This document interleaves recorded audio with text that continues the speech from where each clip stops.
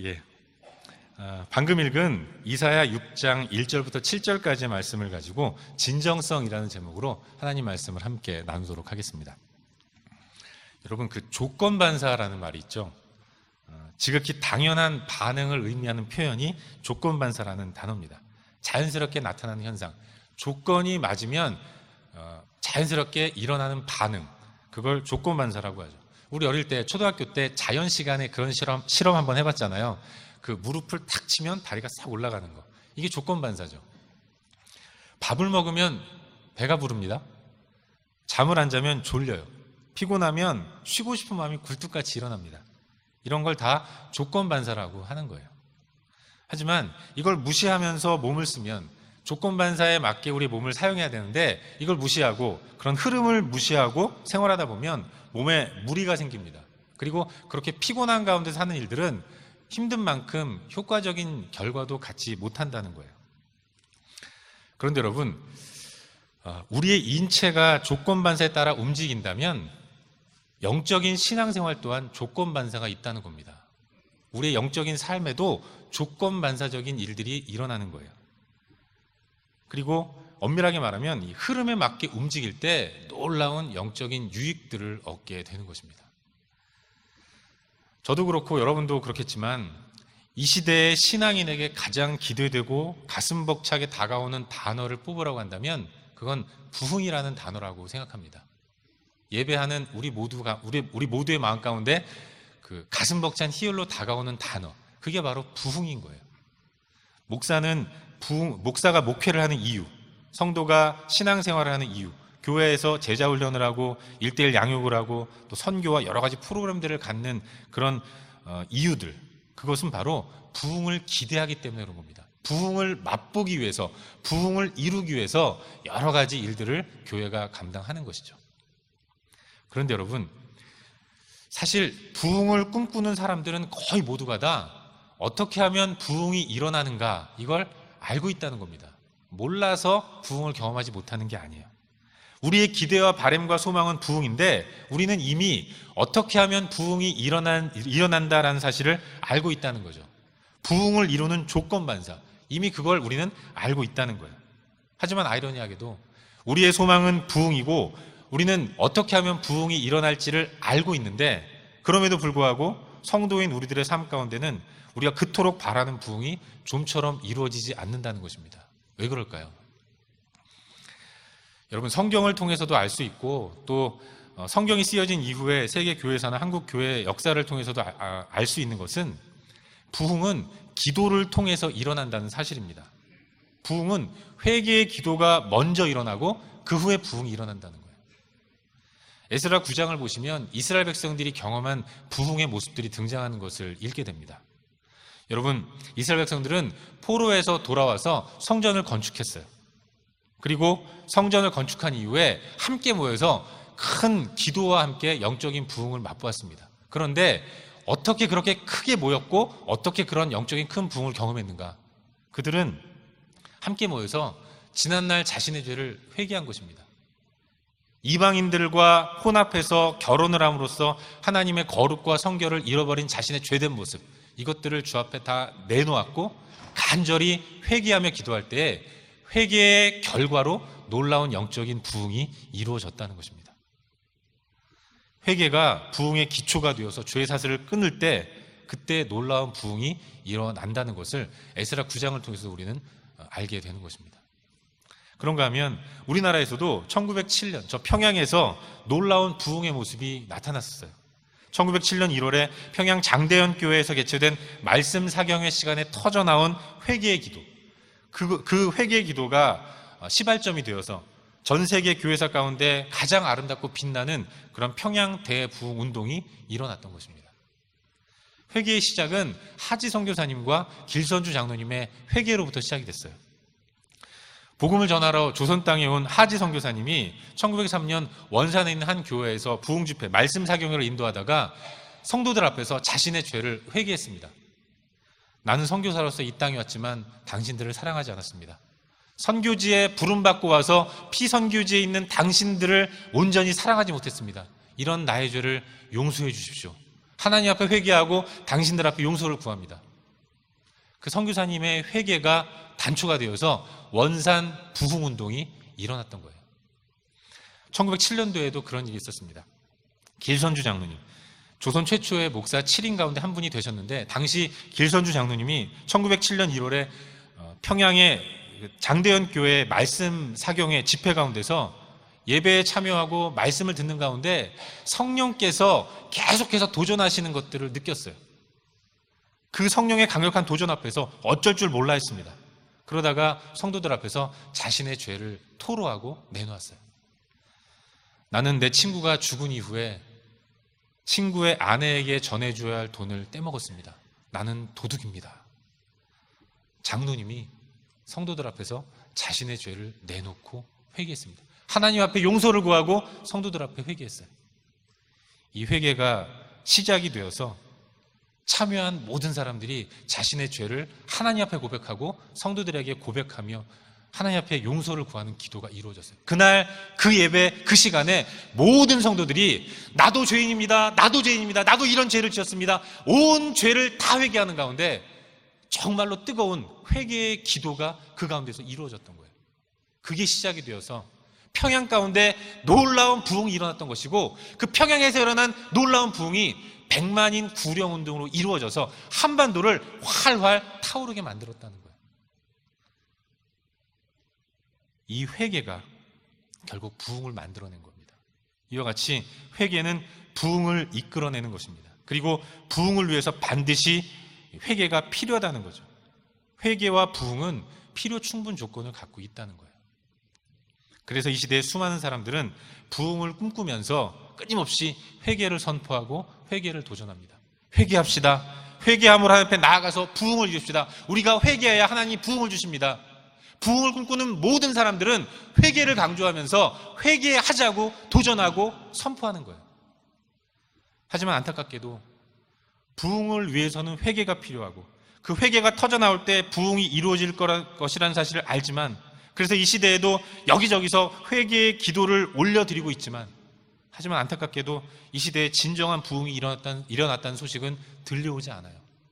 왜 많은 사람들이 회개를 외치면서 회개하자고 도전하는데, 수많은 사람들이 회개의 도전을 받는데, 왜 회개 이후에 일어나야 할 마땅한 부흥이 온전히 나타나지 않을까요?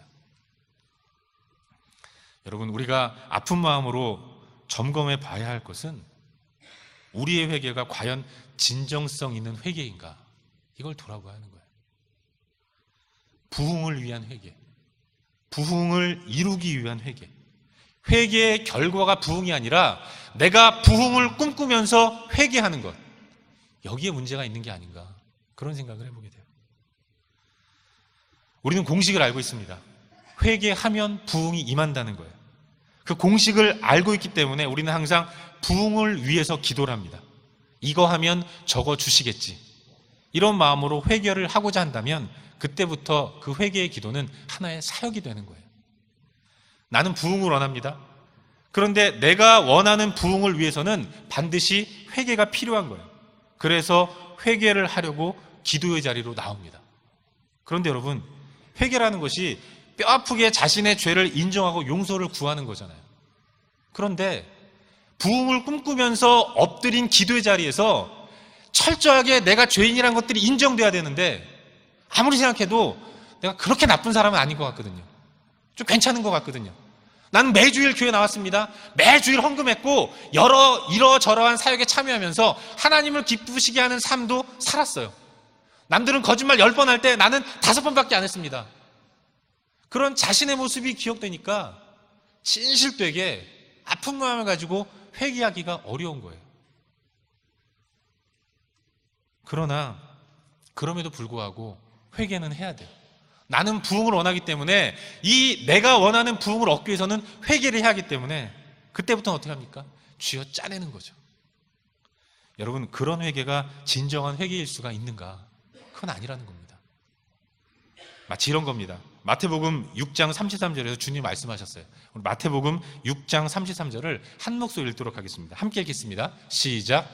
그런즉 너희는 먼저 그의 나라와 그의 의를 구하라. 그리하면 이 모든 것을 너희에게 더하시리라. 아멘. 여러분, 우리는 이 모든 것이 필요해요.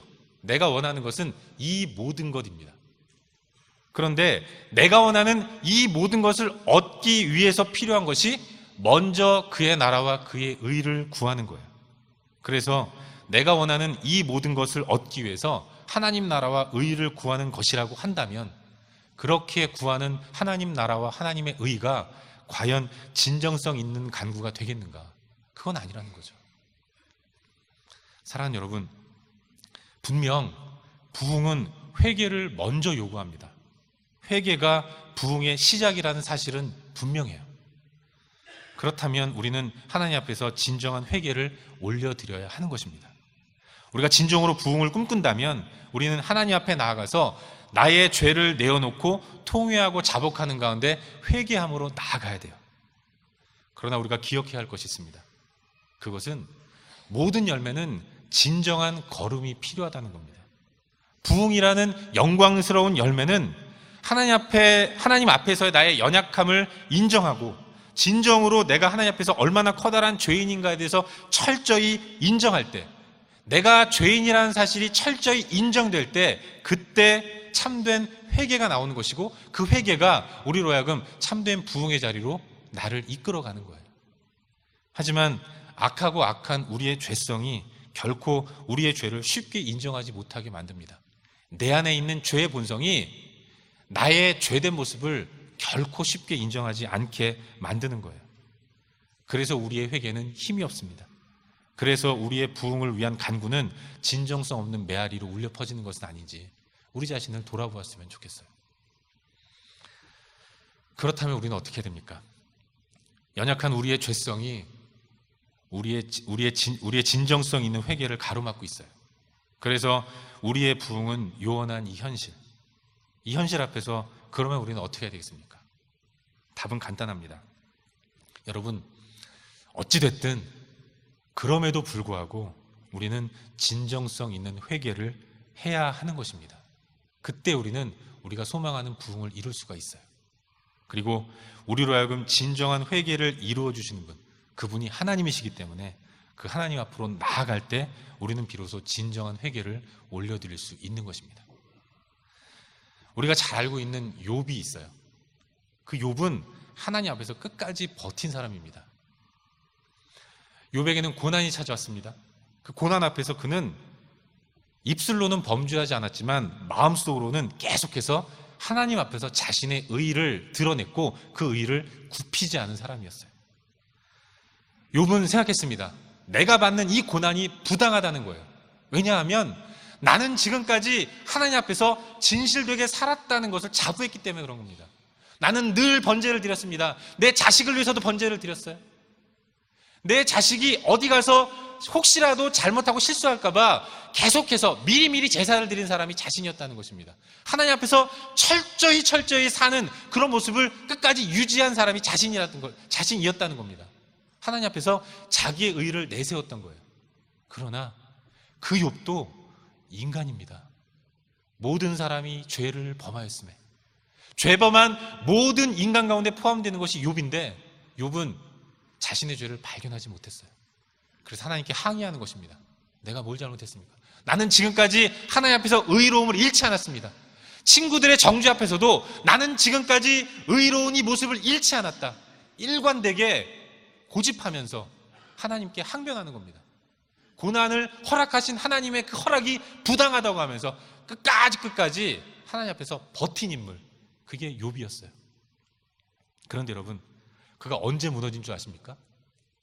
하나님이 나타나셨을 때 그는 완전히 무너졌어요. 욥기 38장에서 드디어 하나님이 등장을 하십니다. 그리고 하나님이 나타나셔서 폭풍우 가운데 욥에게 말씀하시는 거예요. 하나님 말씀이 이런 겁니다. 내가 땅의 기초를 놓을 때 너는 어디 있었느냐? 내가 바다를 만들 때 너는 어디 있었느냐? 천지와 만물을 창조할 때 너는 뭘 했느냐? 온 천지와 만물의 창조자여 주인인 나에게 감히 네가 의를 논하고 공의를 논하느냐? 하나님이 호되게 욥을 책망했어요. 하나님이 친히 나타나셔서 자신의 의를 굽히지 않고 고집하는 욥 가운데 이러한 말로 책망하신 것입니다. 그 하나님을 눈으로 본 욥이 이제 고백해요. 그 고백이 욥기 42장 1절부터 6절까지의 고백입니다. 우리 다 같이 욥기 42장 1절부터 6절까지 말씀을 한 목소리로 읽도록 하겠습니다. 함께 읽겠습니다. 시작. 욥이 여호와께 대답하여 이르되 주께서는 못하실 일이 없사오며 무슨 계획이든지 못 이루실 것이 없는 줄 아오니 무지한 말로 이치를 가리는 자가 누구니이까. 나는 깨닫지도 못한 일을 말하였고 스스로 알 수도 없고 헤아리기도 어려운 일을 말하였나이다. 내가 말하겠사오니 주는 들으시고 내가 주께 묻겠사오니 주여 내게 알게 하옵소서. 내가 주께 대하여 귀로 듣기만 하였사오나 이제는 눈으로 주를 배움나이다. 그러므로 내가 스스로 거두어드리고 티끌과 재 가운데서 회개하나이다. 아멘. 욥이 고백합니다. 내가 스스로 거두어드리고 티끌과 재 가운데서 회개하나이다. 하나님을 만난 욥, 그때 비로소 욥은 자신의 무능함을 발견했습니다. 나는 괜찮은 사람인 줄 알았어요. 고난이 찾아오기 전까지 나는 하나님을 알아서 섬긴 사람이었고 하나님을 기쁘시게 하는 삶을 살기 위해서 부단히 노력했고 자식 교육도 잘 시킨 사람이라고 자부했습니다. 그러나 그런 그는 하나님 앞에서 무너진 거예요. 폭풍우 가운데 나타나셔서 말씀하신 하나님을 경험한 욥은 그 앞에서 완전히 꼬꾸라졌고 그리고 고백합니다. 티끌과 재 가운데서 회개하나이다. 여러분, 하나님 앞에 설 때 그분의 위대하심을 발견하게 됩니다. 그리고 그 위대하심 앞에서 내가 얼마나 초라하고 얼마나 부족하고 얼마나 연약한 죄인인지를 발견하게 돼요. 그리고 주 앞에 손들고 나오는 것입니다. 오늘 본문으로 삼은 이사야도 마찬가지예요. 이사야가 본 것은 하나님의 임재였습니다. 주께서 높이 들린 보좌에 앉으신 모습을 봤어요. 그의 옷자락이 성전에 가득했던 모습, 천사들이 모시고 서서 거룩하다 거룩하다 거룩하다 만군의 여호와여 찬양하는 모습을 봤습니다. 찬양을 받으신 하나님의 임재로 나타난 현상, 땅이 요동하고 성전이 연기로 충만한 모습, 하나님의 임재를 경험한 사람이 이사야였어요. 그 이사야가 거룩한 하나님의 임재를 목격하고 그리고 나서 고백하는 겁니다. 그 고백이 5절이에요. 5절 말씀을 한 목소리로 읽겠습니다. 함께 읽겠습니다. 시작. 그때 내가 말하되 화로다 나여 망하게 되었도다. 나는 입술이 부정한 사람이요 나는 입술이 부정한 백성 중에 거주하면서 만군의 여호와이신 왕을 배웠음이로다 하였더라. 아멘. 화로다 나여 망하게 되었도다. 영광스러운 하나님의 임재를 경험하니까 그 입술 가운데서 먼저 터져나온 고백이 겁니다. 화로다 나여. 이제 나는 죽었구나. 이제 나는 망하게 되었구나. 그동안은 선지자로서 율법을 연구했고 하나님의 뜻을 대언하는 일을 했습니다. 그 입술로 여호와 하나님의 말씀을 대언했고 그의 뜻을 백성들 가운데 선포했어요. 그럼 그가 위대한 하나님의 임재를 경험하니까 자신의 입술이 부정하다고 고백하는 겁니다. 어떻게 내가 이렇게 더러운 입술을 가지고 하나님의 말씀을 전했는가? 그러니까 나는 죽었구나. 영광된 임재 앞에서 자신의 연약함과 죄된 모습들이 폭로가 되었고 그 안에서 아픔을 가지고 벌벌 떨고 있는 이사야의 모습을 보게 되는 것입니다. 사랑하는 여러분, 참된 회개가 부흥을 이끌어내는 것은 맞습니다. 하지만 우리의 아픈 현실은 우리는 우리의 힘으로는 결코 우리의 죄를 회개할 수 없다는 사실이에요. 참된 회개가 없으니까 우리 시대에 진정한 부흥도 일어나지 않는 것입니다. 우리는 우리의 모습을 밝히 봐야 돼요. 그리고 우리가 우리의 모습을 밝히 볼 수 있는 유일한 길, 나를 가장 잘 볼 수 있는 유일한 길은 하나님 앞으로 나아가는 것입니다. 주님 앞에 나아갈 때 우리가 아픈 마음을 가지고 그러면 어찌할꼬 통회하고 자복하면서 주 앞으로 나아갈 때 주님은 그런 나를 받으시고 용서를 허락해 주십니다. 이사야가 그랬어요. 영광된 하나님의 임재 앞에서 발각된 자신의 무능함과 연약함과 죄된 모습들, 내가 선지자 임내하면서 그 부정한 입술로 함부로 하나님의 뜻을 전했던 자신의 죄된 모습들이 발견되는 가운데 그러면 하나님 나는 어떻게 합니까? 통회하고 자복하면서 주 앞에 나갔을 때 주님은 용서해 주셨어요. 6절과 7절입니다. 우리 함께 읽겠습니다. 6절 7절 시작. 그때 그 스랍 중에 하나가 부젓가락으로 제단에서 잡은 바 숲인 숯을 손에 가지고 내게로 날아와서 그것을 내 입술에 대며 이르되 보라, 이것이 내 입에 닿았으니 내 악이 제하여졌고 네 죄가 사하여졌느니라 하더라. 아멘. 내 악이 제하여졌고 내 죄가 사하여졌느니라. 하나님의 임재 앞에서 발견한 자신의 연약한 모습을 가지고 주 앞에 나아갔더니 나는 망하게 되었습니다. 어떻게 합니까? 어쩔 줄 몰라 두 손 들고 나아갔더니 하나님은 그 모습을 내치지 않으시고 받아주시는 거예요. 그리고 용서해 주시는 것입니다. 여러분, 그분이 제가 믿고 여러분이 믿는 우리의 하나님이심을 믿습니다. 사랑하는 여러분, 부흥을 꿈꾸는 우리에게 가장 먼저 우선적으로 이루어져야 할 것은 하나님 앞에 서는 것입니다. 그리고 그분 앞에 제대로 서면 누가 시키지 않아도 회개합니다. 회개하라고 도전하지 않아도, 들볶지 않아도 하나님을 제대로 만나면 진정한 회개가 그 입술 가운데서 터져 나오는 거예요. 그분과의 친밀한 관계를 회복하는 일, 그것이 우리에게 반드시 있어야 하는 일이고, 그것이 전제될 때, 하나님과의 관계가 회복되는 일이 전제될 때 우리 안에서 진정성 있는 회개가 터져 나온다는 사실, 그걸 믿으시길 바랍니다. 여러분, 하나님 앞에 서는 일, 그것은 결코 쉬운 일이 아닙니다. 주 앞에 서는 일, 그것은 그야말로 두렵고 떨리는 일이에요. 모든 사람들은 여호와 하나님 앞에 설 때 두렵고 떨리는, 죽을지도 모르겠다는 공포를 느낍니다. 여러분, 예수는 빛이시잖아요. 빛이신 예수님은 그 강렬한 빛으로 주 앞에 빛이신 당신 앞에 나오는 사람들을 밝게 비추셔서 그 내면 가운데 있는 더럽고 추악한 자신의 죄를 드러내십니다. 그러면 아프겠죠. 내가 이 정도밖에 되지 않는 연약한 존재인가? 처참한 느낌을 가지면서 무너집니다. 제자반을 할 때 어떤 분이 그러셨어요. 훈련을 받고 하나님을 알아갈수록 내가 이거밖에 안 되는 존재인가? 참으로 비참하다는 느낌을 가졌다는 거예요. 그동안 내가 십수년을, 몇십 년을 교회를 다녔고, 날마다 교회 나와서 헌금도 하고 예배도 하고 기도도 하고 또 이런저런 사역도 했는데, 난 좀 괜찮은 사람이고 더 멋진 하나님의 사역자가 되어 있어 제자반에 들어왔는데, 말씀을 대하면서 하나님을 알아가니까 내가 너무나도 부족하다는 것들이 깨달아지더라는 거예요. 그분이 그러시더라고요. 목사님, 지금 이 시간 목사님 허락만 해주시면 나가서 소주 한잔 마시고 오고 싶어요. 이런 말씀 하시더라고요. 너무 아파서 그런 겁니다. 그러나 여러분, 그 아픔이 나로 하여금 참된 회개를 하도록 만드는 거예요.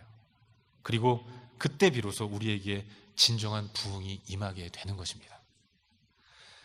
사람들은 우리 새순교회가 부흥한 교회라고 얘기해요. 부흥의 경험을 가지고 있는 교회, 그 교회가 새순교회라고 얘기합니다. 저도 그 말에 깊이 공감하고 그런 아름다운 교회에서 사역하는 것을 기쁨으로 생각하고 있습니다. 그런데 여러분, 우리 교회의 부흥의 원인은 다른 데 있지 않았어요. 강단에서 흘러나오는 메시지, 그것은 하나님의 관계를 회복하라는 것이었습니다. 하나님 앞에서 너 자신을 보라는 것이었어요. 날마다 십자가 앞에 서라는 것이었습니다. 지난 25년 동안 강단에서 선포된 메시지는 하나님을 깊이 묵상하라는 것이었고, 날마다 십자가 앞에 나아가라는 것이었습니다. 하나님과의 친밀함, 하나님의 임재를 갈망하라는 도전, 우리의 눈을 땅에 두지 말고 하늘에 두면서 하늘 가운데 계신 하나님을 바라보고 예수를 깊이 묵상하라는 메시지, 그 메시지가 계속해서 선포되어졌고, 그 메시지가 결국은 새순교회의 놀라운 부흥을 이뤄내는 원동력이 되었다고 믿습니다. 하나님을 묵상할수록, 하나님을 깊이 생각할수록 그 하나님 앞에서 작고 초라한 내가 발견되는 거예요. 그 내가 발견될 때 우리는 두 손을 듭니다. 하나님 어떻게 합니까? 그리고 주 앞에 나오는 거예요. 그럼 주님은 받아주십니다. 그리고 받아주셔서 이제는 내 욕망대로 살게 하지 않으시고 하나님의 뜻대로 살아갈 수 있도록 나를 붙드셔서 하나님이 기뻐하시는 자리로 나를 인도하시는 거예요. 이게 부흥의 모습인 것입니다. 저는 지난 2008년 1월에 새순교회에 부임했어요. 그리고 부임한 이후에 날마다 울면서 생활했습니다. 너무 좋아서. 예배 시간마다 설교를 들을 때, 말씀을 들을 때 기뻤어요. 하나님을 생각하라는 메시지, 다른 것이 아니라 하나님과의 관계가 가장 중요하다는 메시지를 들으면서 매 예배마다 큰 은혜를 받았습니다. 그 하나님 앞에서 내가 얼마나 연약한 존재인지 깨달았어요. 그리고 그럼에도 불구하고 나를 용서하시고 여전히 사랑하신 하나님의 사랑을 느끼면서 예배의 감격을 회복하고 기쁨으로 나아갔습니다. 그리고 그 은혜를 먼저 받은 여러분을 보면서도 큰 은혜를 받았어요. 신방을 다니면서 새순교회 와서 영광의 하나님을 발견하고 그 하나님 앞에서 자신의 죄를 토로하는 가운데 회복되고 은혜를 경험하고 그리고 하나님 기뻐하신 삶의 자리로 나아가는 우리 성도들의 모습을 보면서도 굉장히 큰 기쁨을 누렸습니다. 주신 은혜가 너무 크니까, 나는 얼마나 커다란 죄인인데 그 죄인인 나를 용서하신 하나님 너무 감사하니까 그 하나님이 감사해서 누가 시키지 않았는데 허리춤에 비늘 꽂고 휴지 주우러 다니더라고요. 모두가 다 하기 싫어하는 일들을 누가 알아주지 않아도 기쁨으로 감당하는 성도들의 모습을 봤습니다. 내 지갑을 열어서 내 돈을 써가면서 힘들어하는 사람들을 위로하고 복음을 전하면서 내 돈 들여서 캄보디아로, 인도네시아로 여기저기 선교 다니는 여러분을 보면서 과연 하나님은 살아계시구나, 그걸 깨달았어요. 여러분, 하나님 앞에 서니까 우리 가운데 참된 회복이 일어났던 것입니다. 이걸 회복할 수 있기를 주의 이름으로 축원합니다. 저는 감히 여러분이 도전하고 싶어요.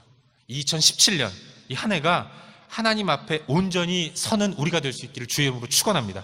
날마다 하나님 앞에 서십시오. 날마다 십자가 앞에 서시길 바랍니다.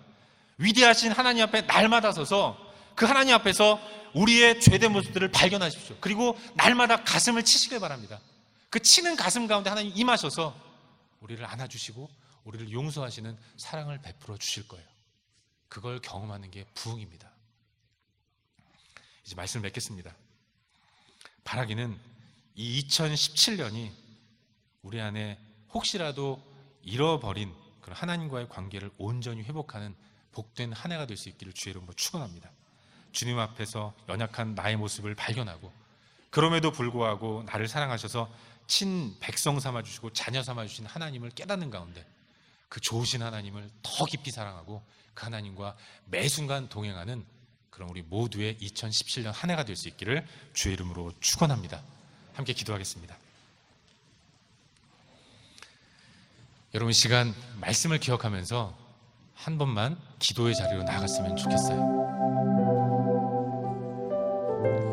사랑하는 여러분,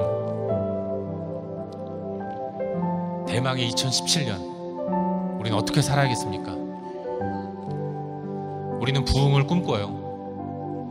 그런데 우리가 부흥을 꿈꾼 것 이상으로 하나님도 우리가 부흥되기를 원하십니다. 내가 풍성하게 되는 것 이상으로 하나님도 우리가 풍성하게 되기를 바라시는 거예요. 우리 교회가 풍성한 하나님의 교회로 세워지기를 바라는 것 이상으로 하나님 또한 우리 교회가 그렇게 세워지기를 원하십니다. 우리는 어떻게 해야 되겠습니까? 주 앞으로 나아가야 돼요. 주 앞으로 나아가서 하나님과의 친밀한 관계를 회복해야 합니다. 처음엔 아플 겁니다. 너무나도 오래되어서 이제는 그 죄가 내 살이 됐습니다. 이미 살이 되어버린 죄를 끊어내려고 할 때 얼마나 고통스럽겠어요. 그러나 끊어내야 해요. 그래야 부흥이 있습니다. 우리 시간 함께 기도할 때, 하나님, 이 한 해 내가 주 앞으로 나아가는 삶을 살 수 있도록 도와주시옵소서. 날마다 십자가 앞에 설 수 있도록 도와주시옵소서. 매 순간 주님 앞에 나아가서 주님의 은혜를 갈망하면서 하나님과 더 친밀한 삶을 살아갈 수 있도록 은혜를 베풀어 주시옵소서. 그런 한 해가 될 수 있도록 도와주시옵소서. 이 시간 말씀을 기억하면서 함께 기도하겠습니다. 다 같이 기도합시다. 거룩하신 아버지 하나님, 진실되게 좀 설 수 있도록 인도하시옵소서. 하나님을 설 수 있도록 인도하시옵소서. 연약한 나의 모습을 그 순간 아버지 주 앞에 내어놓을 수 있도록 인도하시옵소서. 나를 용서하시고 나를 회복시키실 하나님을 기억하며 나아갈 수 있도록 인도하시옵소서. 하나님의 은혜를 갈망하며 나아갈 수 있도록 인도하시옵소서. 주의 은혜 가운데 참고 풍성한 삶을 나아갈 수 있도록 은혜를 베풀어 주시옵소서. 거룩하신 아버지 하나님, 찬송하신 아버지 하나님, 주의 은혜를 갈망하며 나아갑니다. 이제 한 해 날마다 십자가 앞에 설 수 있도록 인도하시옵소서. 날마다 예수의 십자가 앞에 나아갈 수 있도록 인도하시옵소서. 하나님과 친밀한 삶을 나아갈 수 있도록 인도하시옵소서. 주의 은혜를 갈망하며 주님을 사랑할 때 나아갈 수 있도록 인도하시옵소서. 나를 회복시키는 하나님을 기억하는 가운데 주님께 영광을 올려드리는 하나님,